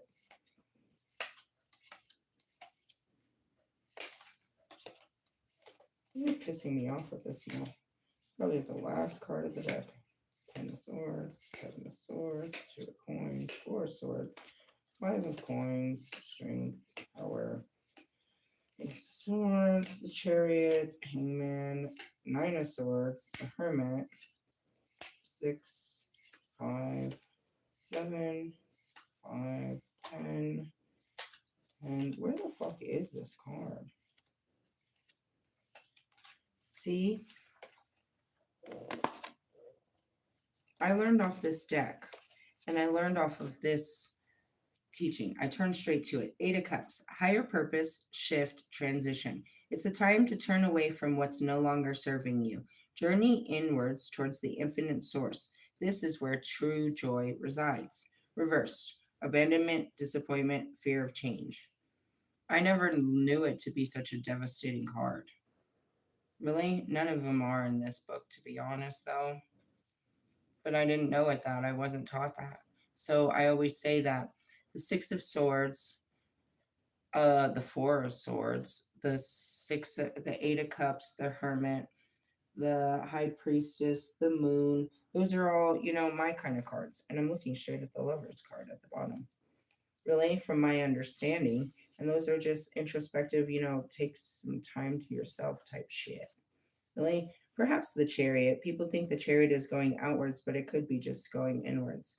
I see the chariot in a whole different description than what people see. They see it as an outwards thing. I see it as a complete balance of the inwards thing. Really? And that's because I was taught differently. Who taught you? My spirit? Who taught you? Okay. Really? I guess that's not how I know the card to be as a devastating card. But apparently it is. It's just sailing away from the bullshit. It would have been the same way if I got the Six of Swords, which I did. It just means moving on. Really? Taking the journey onwards and upwards. If you look at it, it's really cool too. Let me put it back there. You know what I mean? Going to the infinite source. Really? Yeah. Leaving what's no longer serving you. I had to, as much as the situation with Bobby is pretty raw, it's not. It's all of it. I had to come to terms with myself and actually, tell the truth to myself. And it's not. It's just come to truth. It's not like I was hiding it from anyone, but myself. It's like I had to go and talk to Marshall and be like, you too, dude. You especially. I've been holding on, waiting for you. And I said it. You're worth waiting for. It's like you're not one of a kind. You're just the only kind like me. But waiting for you is also holding me back. I was always hopeful. There was a time that I waited for Russ for a long time. I just kept holding on to this idea they'll wake up and we'll come into some kind of, partnership where we can start something. So now I'm sitting here and I'm offering a partnership to everyone. And that's what I said to Marshall. It's like, just because I'm ready, I think everyone else is, because I always thought that the only thing that was standing in front of me was me, because I kept sabotaging it. I kept getting close and then pushing everyone away. So I thought when I got to the point where I wasn't going to push anyone away, they'd be ready to come in now. But I don't know, maybe the downside is I pushed them all too far, or whatever the case may be. But just because I'm ready doesn't mean they're ready. And I assume that's how it would work, because that's how they said it would work. Is when you're ready, they'll be ready. They'll know when you're ready when you're ready. But that's not true. Because you can't just magically be ready without doing all the readiness work it took me to be ready. Not to say you had to do as much readiness work to be ready, but anybody has to. You have to do some kind of readiness work to deal with me, I would think.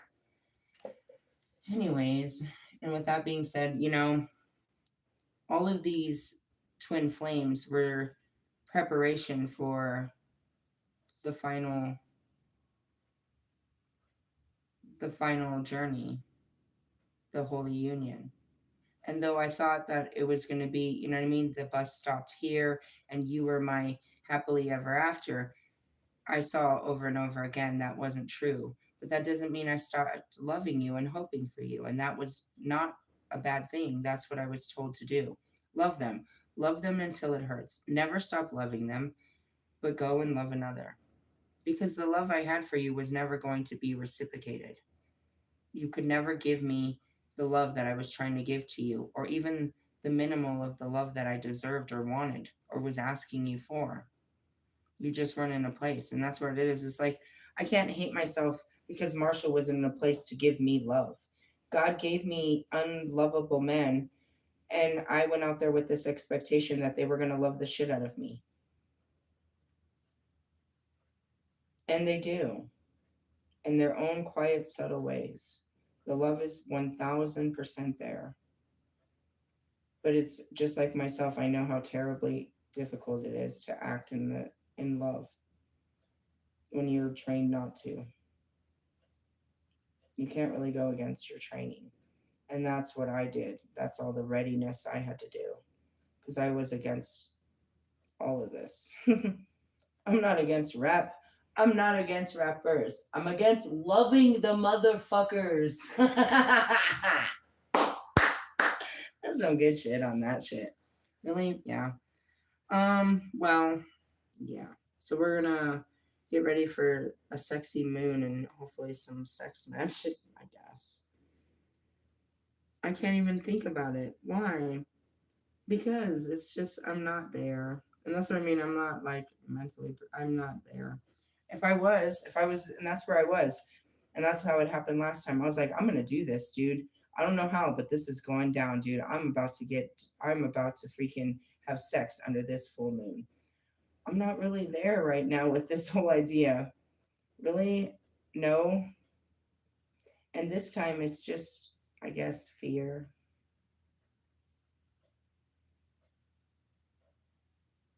You get all pumped up for it, and then you're like, and then all the fear comes in at the end. Such a stupid ride. Really?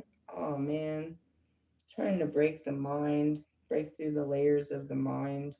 Such an annoying ride. But I'll teach it for the rest of my life. As I break through mine, I can easily, I've already broken like 50 billion layers of my brain, and that's how I got to where I am. So that's why I'm trained and have the ability to help you work through the layers of yours. And nobody knows where to start, and that's why I always start the conversation. It's like, well, let's work on this thought. Let me tell you what I'm thinking and bring you into my thoughts, and we'll start working through yours. It just starts the conversation. Where it takes you in your brain is where you need to do the work. Really? I focus on where my brain's fucked up. You focus on your own fucked up thoughts. Eventually, we'll come together and see if we're thinking any better about this bullshit. What are you thinking? Really? That's all it is to change the way we think. And then we can change what we're doing. But that way of thought is just, that's that Eight of Cups. It's not, it's holding us back.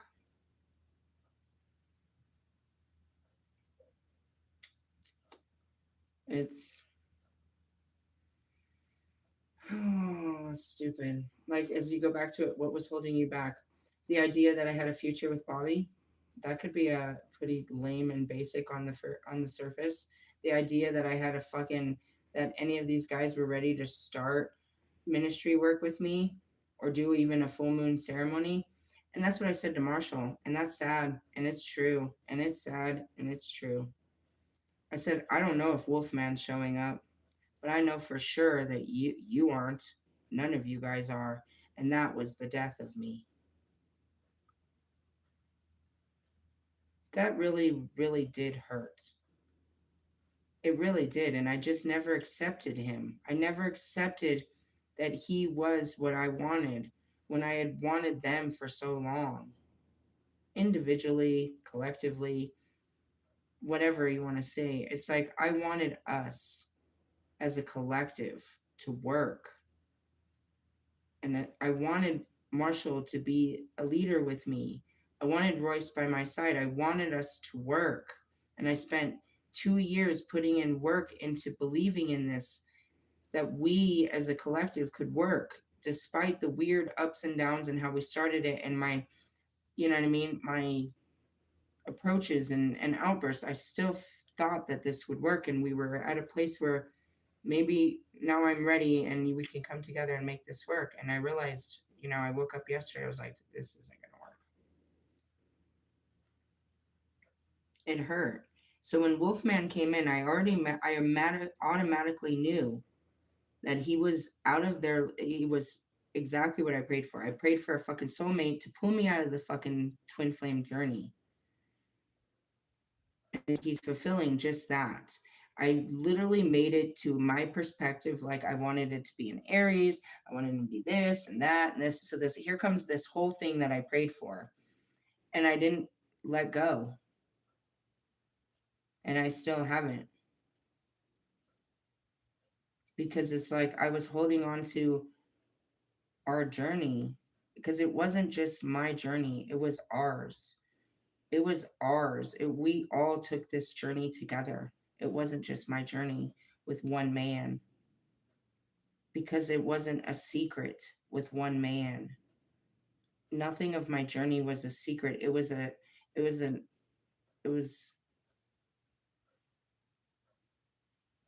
it was a soul's journey. And there was many souls on this journey that went with me. And I thought that they would go all the way with me. And I kept investing in that until I woke up and realized that I need to go forward and they cannot go and they're not going to be there. But there is someone standing there and I have to, you know what I mean? Am I ready to let go of this to walk into this?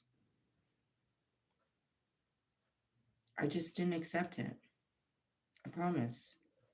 I kept thinking that one of them was going to come in and stop this. One of these, somebody's going to cap and save a homie, and I'm not going to go into this future with this man that I don't know. By this time, I'd already known everything about them, and that's why I said, "Oh, you want to come in and fuck up my fucking game?" It's like I'm over here ruling all these dudes, and I'm all sitting on top of this whole situation, and you want to come fuck up my whole game here? And he was meant to break me out of it. I was just, at this point, I was just bored with it. I was just sitting in it. Really, just sitting in the shit pool. There was no way out. I already knew that. There was no way out. I couldn't break myself out magically. I had to just keep rotating through the bastards. Really, just going through the healing, waiting for the next season, waiting for the next fucking, you know what I mean? The next fucking healing journey with whichever one was going to roll through. And then he came in and threw a whole wrench in the whole system.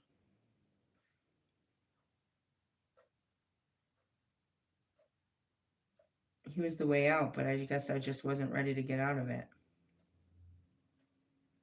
I was still holding on to the old ways, what I had already planted. But even Kobe said the whole time they're just practice because I kept getting upset. I couldn't see this working with them, but I kept having to do the work with them. William? Yeah. And that was the reflection.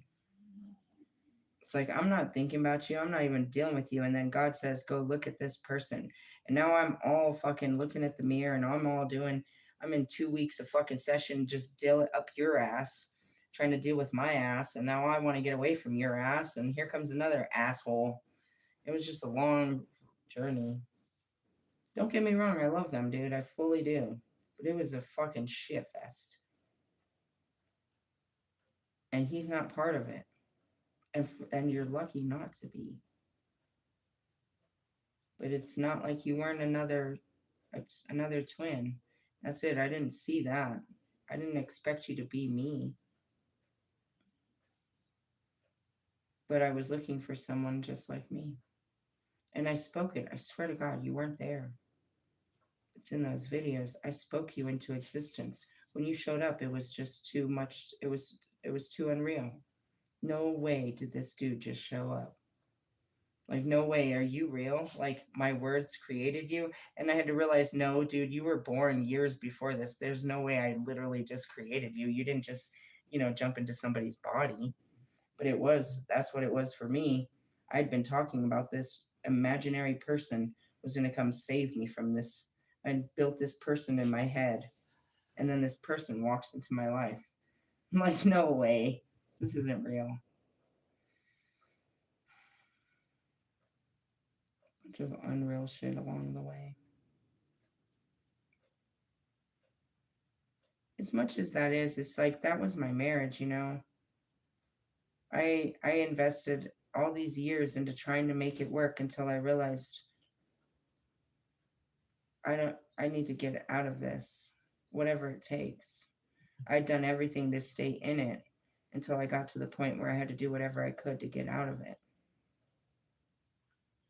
And when I did, I was angry that I didn't do that sooner. I was angry that I invested all those years in trying to make it work instead of just accepting from the beginning that this was never going to work. But I didn't accept that. I believed that I could make it work. In my marriages, my friendships, my jobs, I had a I can do attitude like Lewis, that, you know what I mean? But it doesn't matter. I couldn't make it work. And I lived with a lot of failure on that part because I didn't have what it took, but I can stand back and look at the situation now out of my feelings and say it was just never going to work. Anybody from the outside can look back at these stories and say that you were doomed from the beginning. But I didn't see that. I was doomed from the beginning, falling in love with Marshall. I was doomed from the beginning, falling in love with fucking. I didn't fall in love, just being in love with Russ. There's no woman that's going to get these men to open up. I gave it my best. And if there is a woman that can come along later, hey, I salute you, bitch. You are more powerful than whatever God gave me. And I don't believe it's an outside thing, but I think that that's the truth is you can't force a person. There's no way you can love a person better, meaning to a better state. And I believe that with my ex-husband, I didn't know that what was wrong with him, as I said, until like a year and a half into it. And I just figured I could I can manage this. I can help him. I can do this. And I tried. I can keep this marriage together. I can help him get well. I can keep the bills paid. I can be a good mother. I can do this. I can do this. Until I got to points where I couldn't. And then I would try, it'd all fall apart. And then he'd come back around and I thought I could do it again. I had what it took to be what he needed, the kids needed, everyone, and I couldn't. I could only take care of my kids. I couldn't take care of him too. And that was making it harder. So that goes back to that masculine energy. He wasn't a masculine energy. I had to become that. He was young and I had to teach him how to work and how to live and all that. He didn't learn that. Not from his mother, not from his father. I literally was trying to raise men. And it feels like I'm doing it. And that's why I was like, I don't want to grow any more men.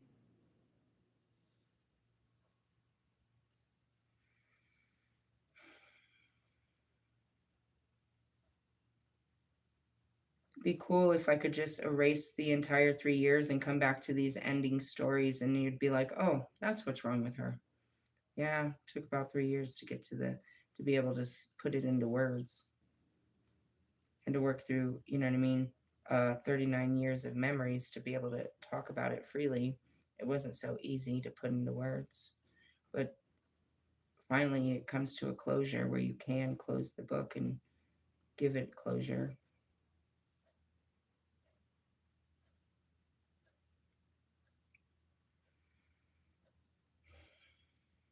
I guess I looked back and I said I failed at marriages, but I can't say that. I was in marriages that were never going to work, and that made me feel like a failure. I can't say I failed at them. I don't think I'm going to say that anymore. I think I carried that for too long. Really? Yeah.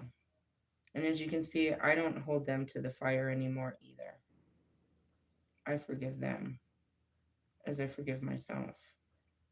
And all I can hope is that our children forgive us. Really? Yeah, and that maybe I can be a better wife going forward. Except that I didn't have it before, but maybe I've got it now. That's all you can do. On that note, I'm going to call it a night for what it is. And that's why we're on these weird sleeping schedules. We've got a full moon coming up. I'm supposed to do full moon ceremonies by Thursday. I'll have to get the offerings ready. We put out the offerings and we work with the energy. I don't know what to expect if I'll just be doing a solo or what's going on. I have no idea. I'm not even trying to think, to be honest. The more I think about it, the more stressed I get. I'm just going with it and see what happens, what comes out of it. I'll come out of it alive. That'll be good enough, right? If we make it through the weekend, here comes Mac. We'll be good. We'll be good on the weekend. I hope so. Fridays are always a fucking hell show around here. Sounds like one hell of a Friday for me.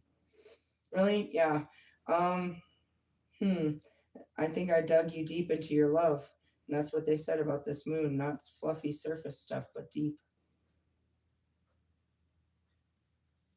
We're not talking about just cool relationships, friends with benefits. We're talking about soul connections, something that's really soul satisfying, and learning that the connections you had before were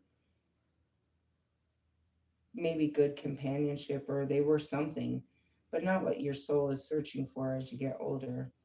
Or maybe it was never what you were searching for even younger. And you worked with what you had, but ultimately probably sacrificed and settled for less than what you were truly looking for. But at the same time, if you're anything like me, you realize you weren't you weren't aligned with what you were trying to receive. And you can see that however you want. It's like I wasn't in a place to have a happy family at 16, nor did I have it figured out by the time I was 28. I didn't have enough experience or wisdom. Definitely nobody to show me what I was trying to obtain. And to this day, I don't have somebody's relationship where I can look to and it's like, yeah, I'm going to try to build a relationship just like what you guys got. No, I look at your guys' as exactly what I don't want. I don't want the structured traditional shit that you guys had because I tried that and that doesn't work. That's not something I want. I just want to have a holy union in God, a friendship forever that comes with a commitment of loyalty. And in that, we can create a family. I think it's taken a little too far in 2026 and beyond. Yeah, that's what we work through. Hopefully, tomorrow will be a better day. I didn't see anything. What am I supposed to do tomorrow other than go to the doctors? What do we got? I don't know. Space Command. What the fuck is that card? Three of Pentacles talks about what, Wolfman? What are they telling me to do with my life? Oh shit, this ends in ruin. Love when you just stay away from the worry and ruin. Really? I mean, that's Scorpio. I like to I like to keep pretending like this is gonna end and like, there's gonna be some fluffy outside, but the closer we get to this moon is the closer we get to the ending. It's like, can't we just end it now? No, and that's where it says methodical. It's gonna be a nice, slow, painful death. Thanks. I appreciate it. Really, let me clear my schedule. Seriously though. I'll see you guys tomorrow. Hopefully I have something better to talk about than this. It is what it is. All right, guys. Oh wait, there's some comments. Let's hear what you guys' comments are because my tragic love story. Let's see what we got here. Hola. What is it? 201. Oh, it's 2 o'clock where you're at. I don't even know what time it is where I'm at. It's 12:55 where I am. Let's see. I will hold your negative energy as I speak in silence. Oh, that's nice. Somebody's gonna take on my shitty ass energy. Same here. No idols. I know. Who are we supposed to look up to? See, if they wouldn't have hid the stories about Jesus and Magdalene, but they didn't have a long lasting relationship either. We're always looking for this like long lasting shit. I blame Disney and his fucking fairy tales. He put this fairy tale fucking image in all of us fucking stupid girls, and then we put it on men, and then we make you live up to this fucking Disney fucking wedding. I just want you to know all I'm trying to do is make a promise in front of, I guess, a minister has to be there and somebody else has to witness this bullshit. I'm just trying to make a promise in front of God at Red Rocks. And if there are other people, I want to force them to eat a foot-long hot dog because I find that entertaining. Otherwise, I'm not really interested. If there was a place I could choose to go for a honeymoon, I'd like to just use anywhere, but I need to do this spiritually, and why not just go there and do it under the stars? Like, I mean, do I need a passport? We could do it anywhere. Like, I don't. Fucking Red Rocks is fine with me. All of that, it's all fairy tale. It's like this is what you only get one chance and you got to live up to it. Hey, bro, I paid for a wedding all on my own. It was stupid. I mean, it wasn't. I guess I it was a fucking image, I suppose. I had the picture. Now I want the real thing. He asked me that. When I finally started opening up and telling him the truth in the beginning, he's like, "What do you want from me?" And I told him on the phone, I was like, "I don't know." And I hung up the phone, and I knew that was a lie, and I texted him right away. I was like, "I want my happily ever after. My whole life, I was trained to be the perfect housewife to men that didn't want to be, that weren't husbands. I want my husband." And he's like, "Well, I'm already married." And for whatever reason, my brain didn't see that as a no. And then he continued to tell me, and it still wasn't a no. Really, I have brain damage. What do you want me to say? God, seriously, I'm working on it. You mentally ill? According to science, yeah, I think so. I suffered from a mental illness that I'm apparently going to spend the rest of my life working on. You want to marry me and have fucking children? God, I must be mental, right? That's what I say. The only thing that makes me mentally ill is this fucking love journey. Really, all the rest of it makes sense until I start talking about these fucking guys. Now I look like a fucking idiot. The aliens make more sense than my love life.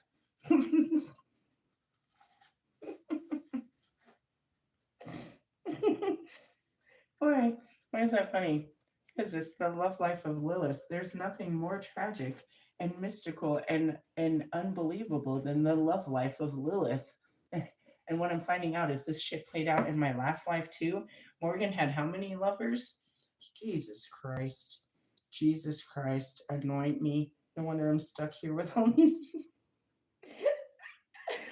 Realistically, it's not about choosing. You have to understand, none of them worked out, obviously. Uh, I'm here for the one that does work out. Really? It's either, and that's where it is. Do I believe that there is something beyond Wolfman? I don't really think so. Do I believe that it really gets any better than him? That's it's kind of pushing the belief system, don't you think? I believe he can be better, but I don't believe there's a better fit. I believe that Marshall would have. I believe that me and Marshall were the better fit, to be honest. But I don't know.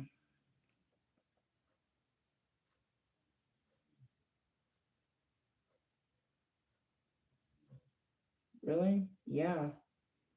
I thought he aligned with me the most. He was the most like me until I met Wolfman, and he's just a spitting image of me. Really? Mm-hmm. All of them are me, but only little bits of me. And that's where I was saying is I'm looking for someone that I can be all of me with. And that's the spirituality.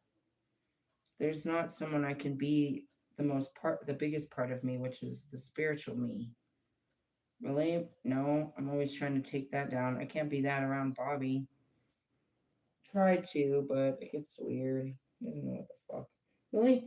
I don't know. Maybe he just plays stupid. What do you think? You think he's playing stupid or he's stupid? I haven't figured that out yet. I've been asking myself that question since the day I met this guy. Is he stupid or is he playing stupid? That's the question in hand, is it? I don't know. Ask his brother. Ask his mother. I'm sure they ask themselves the same question. Ask his wife. Is he stupid or is he just playing stupid? I don't know. I have no idea what the truth is when it comes to this. Really, that's what happens when you deal with a liar. You never know the truth. Damn. Wolfman, are you a liar? Or will you just tell me something hurtful to my face? Would you lie to me? Marshall loves the way you lie. You're using my words against you every day, bitch. That's what you do to everyone else. Of course, I'm using your words against you. Stupid. That's what we do. Where do you think you got that wonderful talent from? Talented Mr. Ripley, stop trying to be me. Beam me up, Scotty. Just kidding. Sorry. That's where it is. Where do you think he gets this wordplay? Oh, because. No, you want to play? Really? That's what I thought. I thought that he and I would go into leadership together. Maybe not into the bedroom, but at least into leadership. And that's how I am with Wolfman. Well, we'll go into leadership, maybe not the bedroom. Really? Who are you going in the bedroom with? If I don't do something, I'm going to keep ending up with a married man. I got to open up to somebody. And that's what I think it was. Honestly, it's because I felt more comfortable. He already knew me. So it made me feel comfortable to be naked around a man that had already seen me naked. Felt comfortable to be whatever I was with him because he'd already had me before. I felt like I could be me because I didn't have to, it wasn't like, I don't know, it gave a certain level of comfortability. Really? Yeah. Truly? Yeah. I, okay. By the time he already came back, I knew that I'd already slept with him. So he already knew I had stretch marks. He already knew. He had already slept with me before. He already knew about me in some way, shape, or form. It wasn't like a complete stranger. So it gave some kind of comfortability to the whole situation, even though I wasn't comfortable with the situation. And I don't even remember. I don't know you, but yet I'm doing all of this with you. Like I've known you my whole life. Stupid shit. Memory is a problem. And then he gets mad at me because I can't remember. You're an asshole. How are you gonna do this to me? That was like fucking same thing with fucking Tree. I tell him I have a personality disorder. The personality comes out, it gets a little disorderly, and he wants to call me crazy. You fucking asshole. I fucking told you. I fucking told you. I fucking told you. I confided in you every time this happened. And then it just happens to happen with you, and you want to turn around and call me crazy? You fucking asshole. Really? I'm sure he's cursed for that. I'm sure it haunts him, dude. Because he did. He knew he was brought to me because I was struggling. And then when it came to him, he pushed me and he pushed me and he pushed me. He pushed the broken girl when she was already broken. And then I fucking snapped and swung on him. And then he wanted to act all, you know what I mean? Like I was crazy. You pushed a crazy person and this is what happened. And then you want to act like you're a fucking victim of this shit? He did. He knew I was fucking crazy. And then he had me there crying and apologizing for my crazy behavior after you made me go crazy. After I told you, I begged you, please stop, please, please, please stop, please. Really? Yeah, them assholes. I told everybody that I was suffering and I was trying to work on it. And then when it would come out, they would persecute me and clown me and tell everyone about it and share the videos or whatever the case may be. But then turn around and oh, it's okay, you're gonna be okay, and I get it, I know what you're coming, you'll be okay. Really? Yeah, it was ugly. I don't fucking snap on you. Then I'll be sitting there like, fuck, I'm sorry I snapped on you. It wasn't me, it was Patricia. Really? And now I tend to still do it, and it's like, fuck, just like Kanye. Maybe that was Britney. Not quite sure what just came out of me, but it wasn't any of my higher self. That was very low vibrational of me. It must have been a side of Lisa. I do not know. Really? Yeah.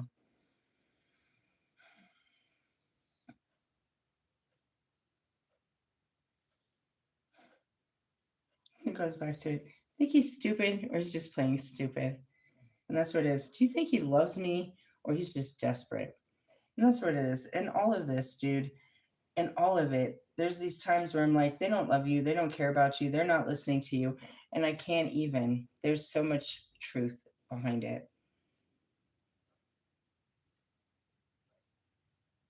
He had to love me to deal with me. You have to have love to deal with someone like me. Because that's why everyone ran away from me. They didn't love me. They couldn't deal with me. They didn't care about me.